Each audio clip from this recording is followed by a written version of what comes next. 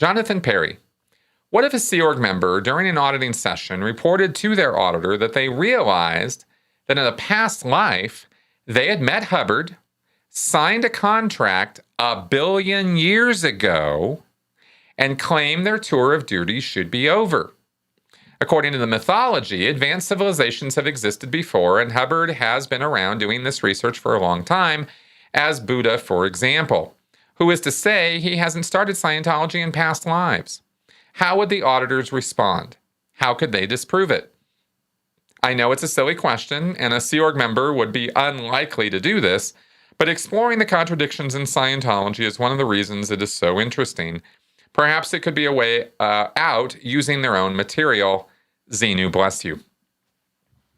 Hey, Jonathan, thank you for this. And actually, I'm about to burst your bubble on this one because I looked, I couldn't find it, okay? I love reading the scriptures to you guys.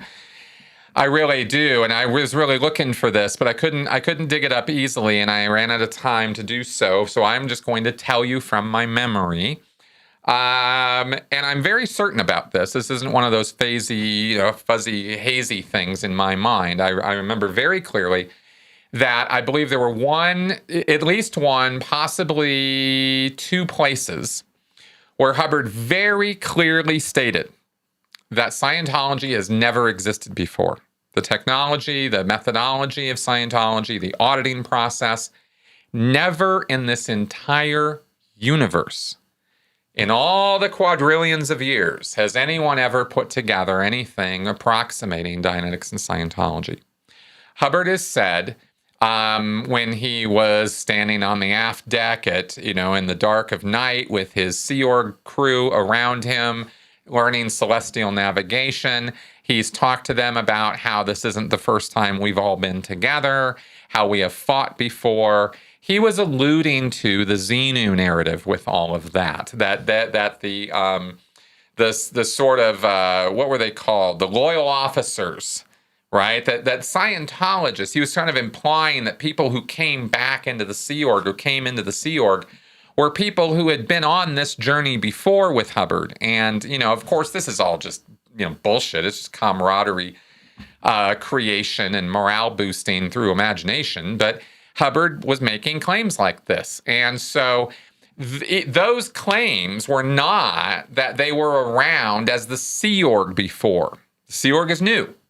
The Sea Org's motto is "We come back," because of the earlier narrative about the loyal officers who were about as close an analogy as Hubbard cared to make to the Sea Org. And of course he would, because he just came up with this narrative where the loyal officers had beaten the bad guy Xenu and locked him up. So of course he and the other Sea Org members had to be the heroes of that story. That's not commented on very often, but it's a point there, isn't it? And it's kind of an interesting one, that he was always the hero of his own narratives. Now, as far as somebody in the Sea Org going in and claiming this, there's another issue where Hubbard says not only has there not been any auditing, but in the past, way back in the past, there was, and he came up with a name for it, which I could not remember, but it was basically a kind of therapy or a kind of attempted assistance on the part of one Thetan helping another Thetan by ripping off his pictures, by just taking them. So if you had basically taken his memories, so to speak, right? So if you had memories, and these memories are created and are stored as mental image pictures, which are sheets of energy that are stored in this thing called a mind that you carry around with you, not dissimilarly to Jacob Marley's chains and all the stuff that was attached to them from the Christmas Carol, right? You're carrying all this crap around with you. And it's dispersed in mental masses all around you. And when your body dies, you as a Thetan, you carry this shit around with you. So Hubbard said that other Thetans in the past might come along and see you carrying around pictures of trauma or, troublesome things or implants or whatever it was, and they would just kind of take them. and you wouldn't have them anymore, and therefore no more stress, no more trauma, right? No more memory. It's sort of the what was that movie with Jim Carrey about the spotless mind? That movie. The full title is escaping me right now. Sorry about that, but the Eternal Sunshine of the Spotless Mind. I think that's what it was called, and it was kind of that idea.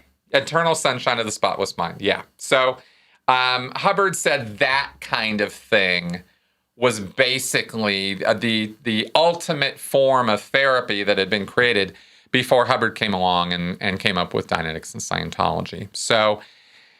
So if you believe Hubbard, and that's what he did say, he wrote it down, then the poor hapless Sea Org member in the scenario you present, Jonathan, would simply be shown those issues and be told in no uncertain terms, dude, you're full of shit. The Sea Org was never around before. You did not finish a billion-year contract. And if you want out of the contract, there's a routing form, go get on it, right? And they'll try to talk him out of it and harangue him out of it and all that. But that's how that would be dealt with. So good try, actually, at looking for and exposing contradictions in the Scientology materials. It just so happens that on this one, Hubbard beat you to the punch.